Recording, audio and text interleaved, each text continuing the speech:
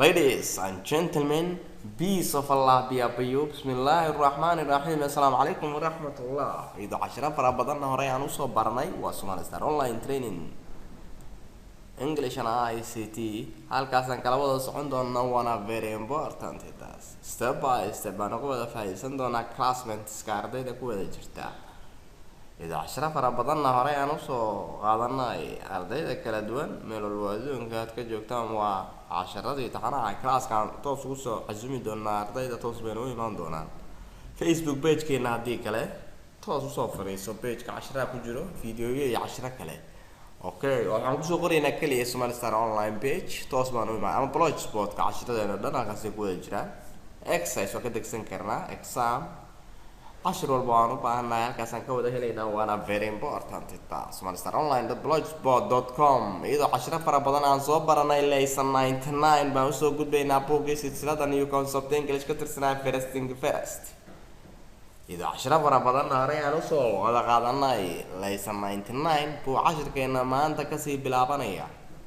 waana muhiim jiddan taasi casharo fara badan baa hore uga soo faa'iideysanay ardaydii kala duwaneed meel walba adduunka aad ka joogtaan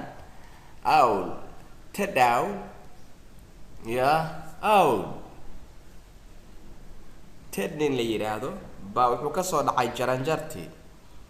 oh my god meesha ka yiraahdaan oo kale awl buu yiri bat ninka la yiraahdo baa wuxuu yiri bat ninka la yiraahdo baa wuxuu yiri what's matter ted maxaa kugu dhacay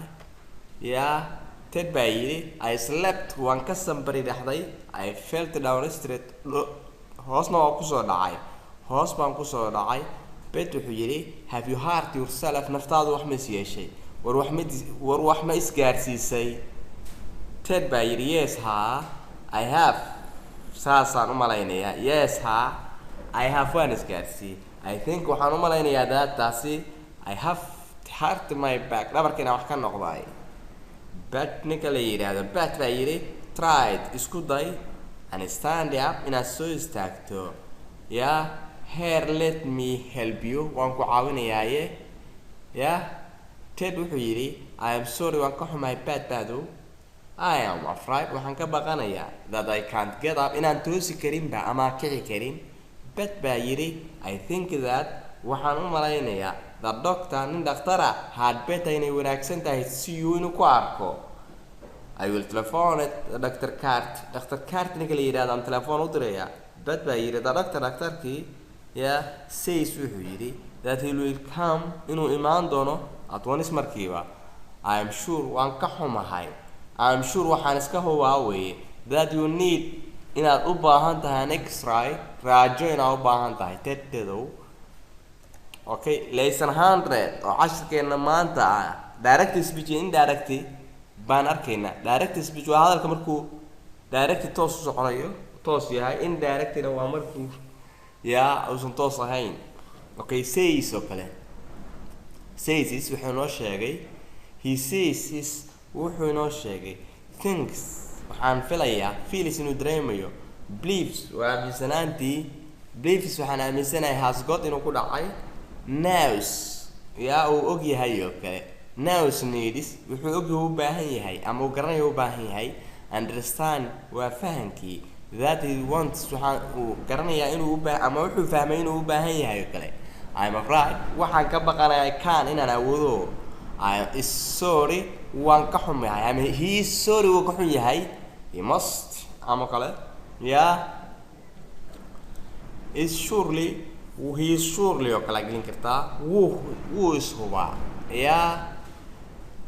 will you let me inaad u saamaxayso kale okay marka waxaan arkaynaa exercise here he says wuxuu lahaa that-taasi she says waxay lahayd that-taasi they says waxay lahaayeen that-taasi exercise muxuu noqon doonaa look fiiriya this tani his drink wuxuu cabayaa drinking wuxuu cabayaa